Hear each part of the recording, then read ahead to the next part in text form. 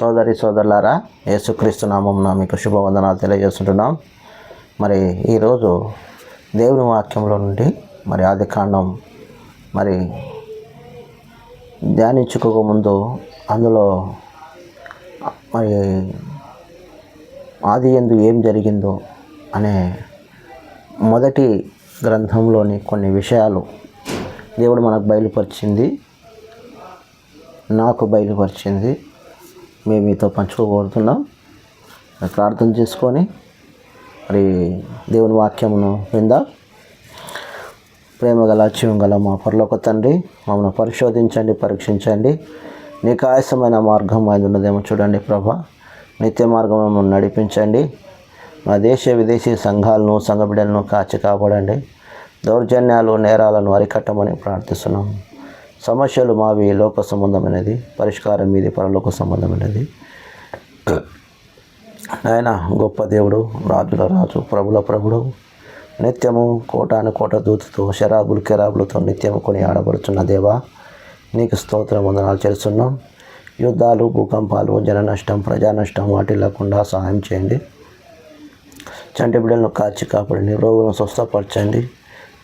Teaching, preaching, healing నీ మహిమార్థమై దుష్టాత్మలు వెలగొట్టే శక్తిని నీ బిడ్డలకి ఇచ్చి మీరు వాడుకోవాలని ప్రార్థిస్తున్నాం. మేము వాడిపోకముందే నీ చేతిలో వాడబడినట్టు సహాయం చేయమని ప్రార్థిస్తున్నాం. तेरे बंदे तुझे छूना चाहते हैं प्रभु, जो इंसान की तकदीर इंसान की किस्मत तूने बदल कर रख दिया. हम जन्नत के वारिस थे. इस देश पूरा भारत तेरे दरबार होना खुदावनी समसी సహాయం చేయమని, శత్రు కార్యంలో అయిపోయి దూరపరచమని యేసునామమున ప్రార్థిస్తున్నాం తండ్రి, ఆమేన్.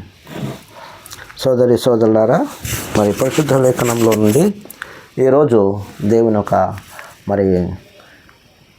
మనకు ఏదైతే దేవుడు బయలుపరుస్తాడో వాటిని మనము తెలుసుకోవడానికి మనం ఎప్పుడు దేవుని వాక్యం కొరకు మనం సంసిద్ధులమై జీవించాలని దేవుడు కోరుతున్నాడు. కాబట్టి మనం జీవరాశి పుట్టడానికి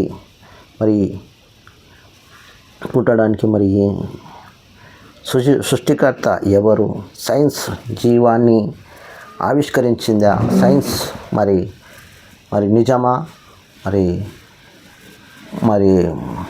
సైన్స్ కంటే టెక్నాలజీ ఆక్రమించింది. కాబట్టి అంటే మనిషిని నిత్య జీవము అనుభవిస్తున్నాం. కాబట్టి సైన్స్ ద్వారా మనకు ఏ విధంగామైన ఈ లోకంలో మనిషిని సైన్స్ ఏ విధంగా టెక్నాలజీ ఆక్రమించిందో, మనిషి నిత్య జీవంలో అనుభవించే సౌకర్యాలను సైన్స్ ద్వారా మాత్రమే సాధ్యము అవుతుందని ఎవరో కథనం లేని నిజాలను వాస్తవానికి కనిపిస్తుంది కూడా. అది సరిగా అన్వేషిస్తుంది. కాబట్టి ఎన్నో సత్యాలు మనిషి వెంటాడుతున్నాయి.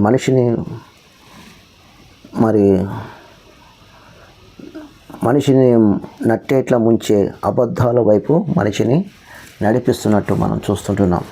కాబట్టి నిజాన్ని మనము నేర్చుకోవాలి, నిజం వైపు మనం ఉండాలి. కాబట్టి దేవుడు తను అన్నాడు కదా, ఆయన సత్యము వైపు నిలబడే దేవుడు. సత్యం అంటే ఆయనకు ఇష్టము. ఆ సత్యములో మనం నడవాలని దేవుడు కోరుతుంటున్నాడు. సత్యము మనిషిని వెంటాడుతుంది. మనిషి బతుకు నట్టేట ముంచే అబద్ధం వైపు మనిషి నడిచేవాడుకుంటాడు. ఒక మనిషి ప్రయాణం కొనసాగుతున్నాడు. తానే ధ్వంసం చేసుకుంటున్నాడు. తిరిగి మళ్ళీ పుట్టడానికి సాధ్యమయ్యే పనైనా అసలు ఈ మనిషి అవసరం ఏముంది? ప్రకృతి సంబంధమైన లేకుండా అది దీన్ని దేవుడు సంబంధం లేకుండా మనం ఈ లోకంలో జన్మించడము అసాధ్యం. కాబట్టి దేవుడు మనిషికి ఒకే జన్మను, ఒకే పుట్టుకను ఇచ్చాడు. కాబట్టి మరొక జన్మ అంటూ ఉండదు. కాబట్టి మరొక జన్మ అనేది ఉండదు. కానీ దేవుడు ఏమన్నాడంటే, నా ఇంట అనేకమైన నివాసులు కలవు, లేని ఎడల నేను మీతో చెప్తాను. కాబట్టి దేవుడు తన మరి తన ఇంటిలో మనల్ని ఉంచడానికి దేవుడు పరలోకంలో మన ఆత్మ అక్కడ ఉంటుంది. అంతేగాని మనిషి మళ్ళా పుట్టడానికి మరి అవకాశమే లేదు. కాబట్టి మరో 8 ఏళ్ళ తర్వాత మరి శాస్త్రవేత్తలు అన్నారు, లేజర్ మీద పరిశోధనలు జీవం స్టార్ట్ మరి స్టేట్ ప్రోగ్రామ్ పలుపు అద్భుతములైన ఫలితాలను మరి దాని ద్వారా సైన్స్ ఆఫ్ టెక్నాలజీ మొదలుపెట్టారు. కానీ మొదటి తరం స్టీల్ పవర్ విద్యుత్తు, మూడో తరం వారు కంప్యూటరు భవిష్యత్తు. మరి 20వ శతాబ్దంలో జరుగుతున్న ఎమిటిడ్ సైన్స్ 21వ సంవత్సరం టెక్నాలజీ వైపు మరి మనిషి భవిష్యత్తు తరాలు సంపాదన అర్థమైన నిలుస్తారు. అయితే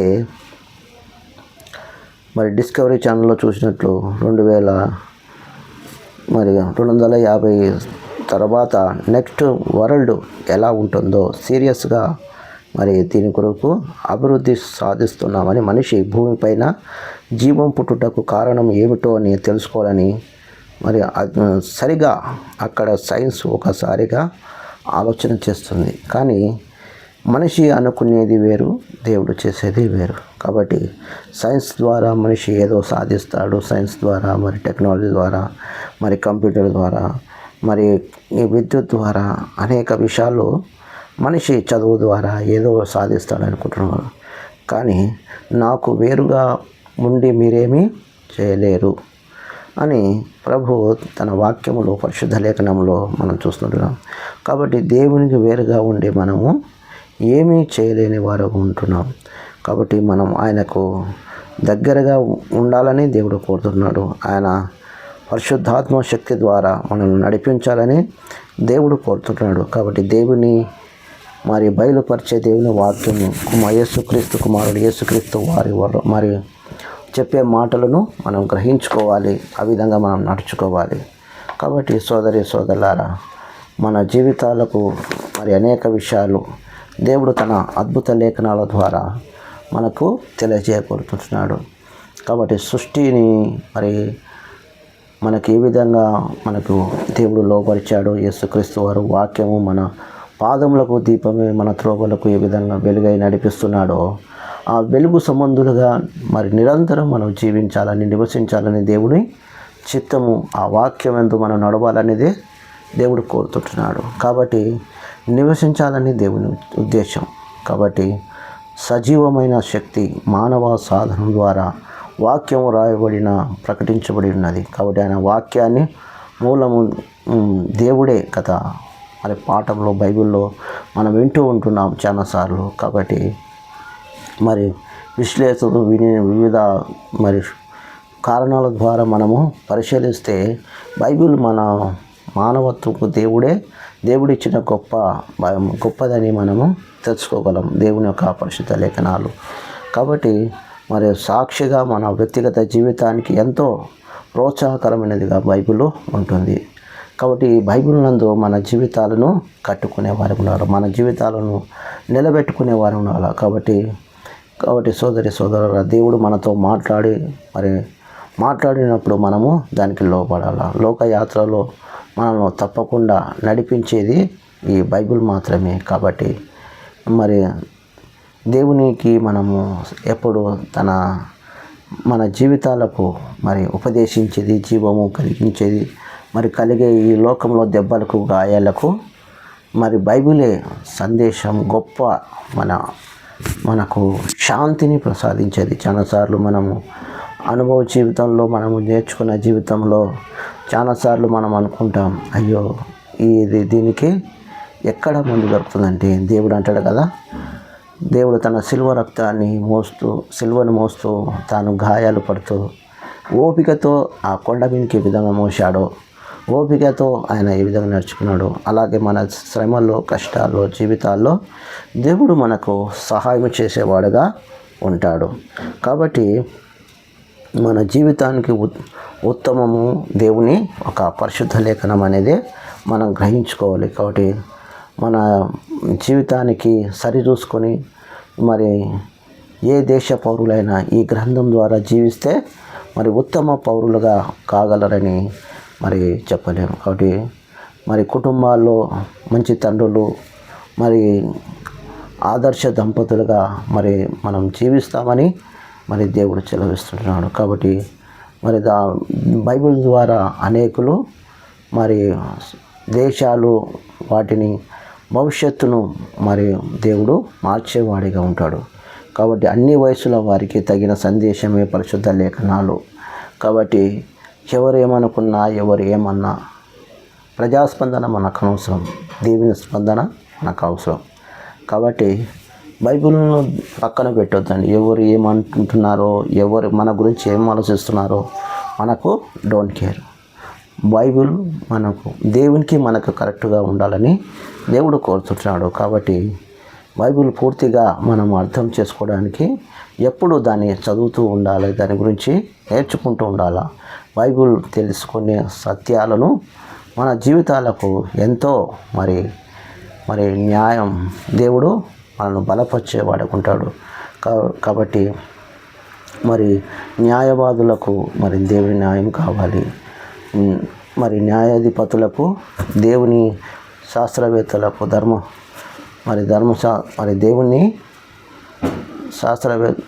దేవుని వాక్యము న్యాయవాదులకు మరి ఏ విధంగా పనిచేస్తుందో అదేవిధంగా మరి దేవుని ఒక ధర్మశాస్త్రం కావాల్సిన వారి భావ ప్రపంచాన్ని బైబిల్ మన ప్రవక్తల నియమాలను మాతృక బైబిల్ మన జీవితాన్ని మార్చేదిగా ఉంటుంది. కాబట్టి దృశ్యాలు, సాదృశ్యాలు తూర్పు దేశాలకు సంబంధించినది అయితే అన్ని దేశాలకు ఆధ్యాత్మిక జీవితానికి మనకు నేర్పే పరిశుద్ధ గ్రంథము లేఖనమై ఉంటుంది. కాబట్టి ఈ వాక్యం ద్వారా మన హృదయాలను కదిలించడమే కాదు, మరి ఆయా భాషల ద్వారా మాట్లాడుతుంది బైబిల్. రాజ సౌధంలో ఉన్న మన రాజుతో మాట్లాడుతుంది, బీద రైతు ఇంట్లో ఉన్న బీదవానితో కూడా దేవుని పరిశుద్ధ లేఖనము మాట్లాడుతుంది. కాబట్టి ప్రతి ఒక్కరికి మరి సంబంధించిన లేఖనాలు ఇవి. కాబట్టి మరి శ్రోతలు మరి దీన్ని మనం ప్రేమించాలి. ఈ వాక్యాన్ని మన హృదయాలకు అర్థం చేసుకునే విధాలుగా ఉండాలి. కాబట్టి వయోవృద్ధులు సైతము మరి దీన్ని ధ్యానించి మరి ఎంతో వారి జీవితాలను వారు చివరి వరకు బలపరుచుకున్నట్టు మనం చూస్తుంటున్నాం. కాబట్టి ఈ రోజుల్లో చూసినట్టయితే చాలామంది యవనస్తులు డిప్రెషన్కి గురవుతున్నారు. మరి అదే వృద్ధులు చూస్తే వారు చాలా వరకు 90% మరి ఎంతో బలంగా దృఢంగా ఉన్నారు మరి అని ఒక మరి డిప్రెషన్ అంటే మైండ్ ఎలా పనిచేస్తుందని కొంతమంది డాక్టర్స్ పరిశోధించారు. కానీ నాకు అనిపించింది, వారు ప్రతిరోజు దేవుని వాక్యం చదివితే, ప్రతిరోజు దేవుని మాటలు వింటే, ప్రతిరోజు ప్రార్థన చేసుకుంటే వారి కూడా యవ్వన జీవితంలో మరి వారు కూడా బలపరచబడతారు, వారు కూడా దేవుని చేత దీవించబడతారు. మరి ఏ విధంగా దేవుడు ఆనాడు సొలొమోను మహారాజు, నీకు జ్ఞానం కొదువు ఉంటే మరి ఏ విధంగా నన్ను అడుగని ప్రభు అన్నాడు. అందుకోసమే సొలొమోను మహారాజు అంటాడు కదా, నాకు జ్ఞానం కొదువు ఉంది, నాకు జ్ఞానం దయచేయి, ప్రజలను పరిపాలించే జ్ఞానం దయచేయి. కాబట్టి మనముగా అడగాలి, పరలోక జ్ఞానాన్ని దేవుని అడిగి పొందుకునేవారుగా ఉండాలి. కాబట్టి సోదరి సోదరులారా, శాంతి, ఆనందము మరి మన జీవితాలను బలపరిచేది దేవుని యొక్క వాక్యము. కాబట్టి ఉపద్రవములో క్షేమస్థితిలో నిర్దేశించి మనల్ని నడిపించేది బైబిల్. అంటే మనకు రోడ్ మ్యాప్ చూపించేది బైబిల్. కాబట్టి సందేశము మరి చీకట్లో ఉన్న వారికి వెలుగు సందేశము మరి బైబిల్లో చూస్తుంటున్నాం. కాబట్టి బైబిల్ ద్వారా మన స్నేహము, సానుభావము, ప్రతిజ్ఞ, మరి నిరీక్షణ, జ్ఞాపకము ఒకటి ఏమిటి, ఇందులో ఉన్న ప్రతి ఒక్కటి అనేక రకాలైన శృతులు, స్మృతులు కలబోసి ఉన్నాయి. కాబట్టి దేవుని ప్రేమించేవారు దేవుని వాక్యాన్ని ఖచ్చితంగా ప్రేమిస్తారు, ఖచ్చితంగా దాన్ని అనుసరిస్తారు. వాక్యము భవనంపై మనము మనం మన జీవితాలను నిలుపుకోవాలి.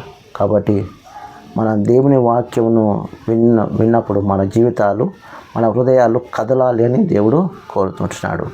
కాబట్టి ఈ గ్రంథం ద్వారా మన మన మన జీవితాలను కట్టుకునే వారికి ఉండాలి. కాబట్టి మానవుడు ఈ గ్రంథం ద్వారా, రచయిత ద్వారా, మరి అనేకమైన విశ్లేషణ ద్వారా ఆధ్యాత్మిక విషయాలను మనకు దేవుడు మరి జతపరిచి నేర్పించాడు. కాబట్టి 150 సంవత్సరాలు మరి కిందట, మరి 150 సంవత్సరాలులో, మరి అలాగనే 40 మందిని దేవుడు రచయితలను ఆయా విధాలుగా దేవుడు ఏర్పాటు చేసుకొని, మరి దేవుడు తన గ్రంథంలో ఉన్న రచయితల ద్వారా ఈ పరిశుద్ధ గ్రంథాన్ని లిఖించాడు.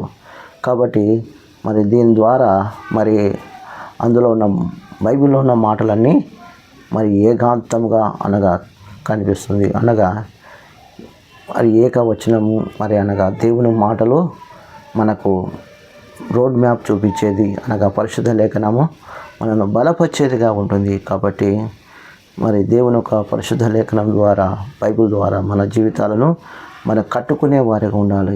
కాబట్టి సోదరులారా, బైబిల్ వాక్యంలో మరి ఎక్కడ కూడా మరి చూసినట్టయితే దేవుని ఎక్కడగా మరి దేవుని వాక్యాన్ని మరి ఆయా భక్తుల ద్వారా దేవుడు కట్టిన ఎన్నో మరి దేవుడు బైబిల్లో రచయితల ద్వారా దేవుడు మరి ఏ తప్పు లేకుండా రాయించాడు. మరి మనం చూసినట్టయితే మరి దేవుడు ఏ తప్పు లేకుండా మరి రాయించిన దేవుడు, మరి అందరికీ ఈ గ్రంథంలో సందేశం ఉంది. లూకా లాంటి భాషావేత్తలకు, పేతురు లాంటి పామర్లకు తమదైన శైలిలో దేవుడు రాయించాడు.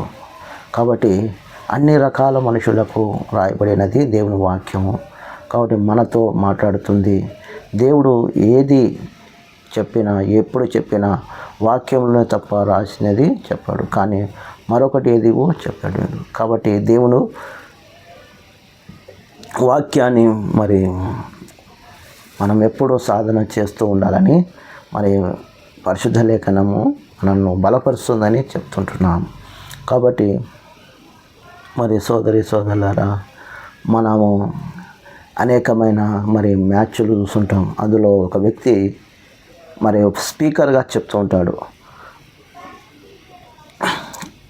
ఈ బాల్ ఇట్ట కొట్టినాడు, ఈ బాల్ ఇంత దూరం పోయిందని చెప్తుంటాడు. అలాగే దేవుడు తన బిడ్డల ద్వారా, ఒక రచయిత ద్వారా, పరిశుద్ధాత్మ ప్రేరేపణ చేత మరి దేవుని యొక్క మాటలు లిఖించడం జరిగింది.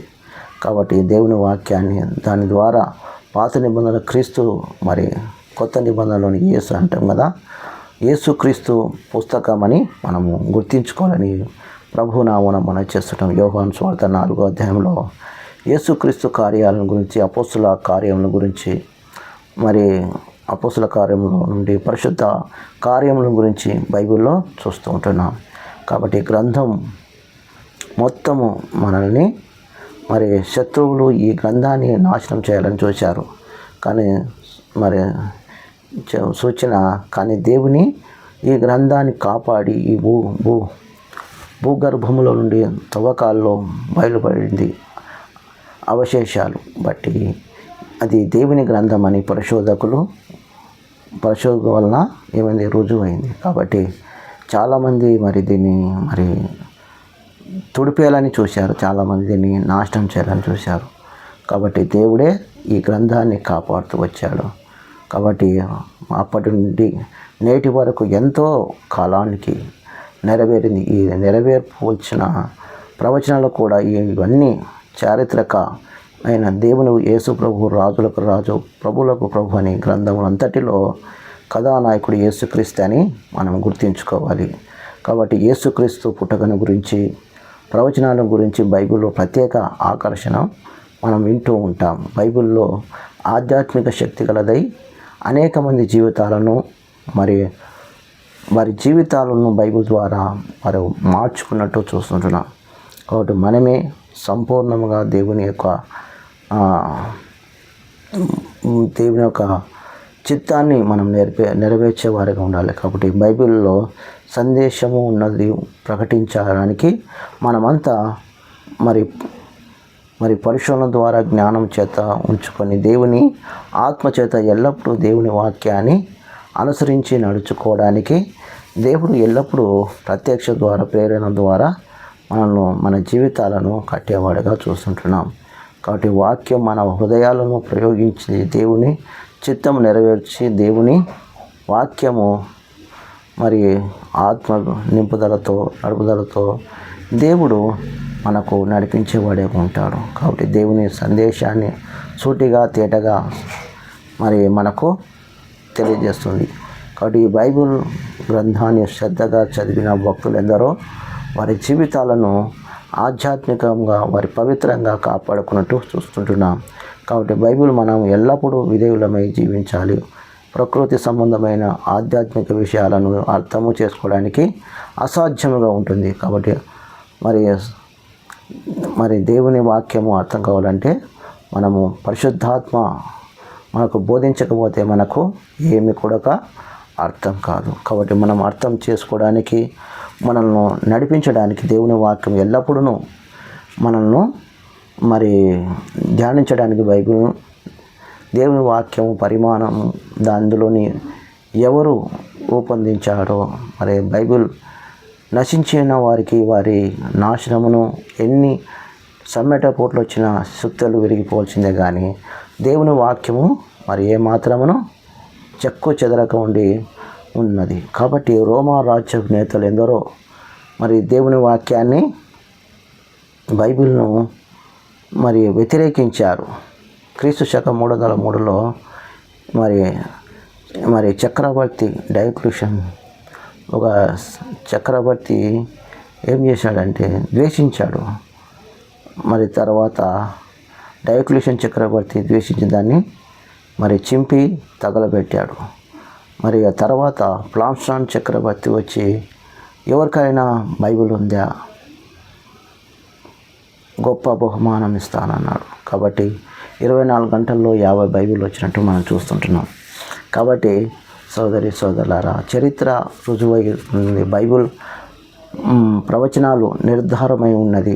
కాబట్టి యథార్థమైన నమ్మదగిన దేవుని గ్రంథం. కాబట్టి 41వ అధ్యాయంలో మరి యెషయా గ్రంథంలో మనం చూస్తాం 22-23 వచనంలో ఇదొక సవాలు జరగబోయే వాటిని విషయమై పరిచినది ఏదంటే తెలియబడినది లేని ఎడల రాగల వాటిని మాకును తెలియజేయండి. ఇక మీదట రాబోయే సంగతులను తెలియచెప్పండి. అప్పుడు మీరు దేవతలని మేము ఒప్పుకుంటకు ఇజ్రాయిల్ గురించి అన్యజనుల గురించి ప్రసిద్ధి పట్టణముల గురించి ఎన్నో ప్రవచనాలు పలకబడి ఉన్నాయి. కొన్ని నెరవేరే, కొన్ని మిగతావి కూడా మరి తప్పకుండా నెరవేరుతావని. అంతేకాదు ఆయా వ్యక్తుల గురించి కూడా దేవుని ఎన్నో ప్రవచనాలు పలికాడు.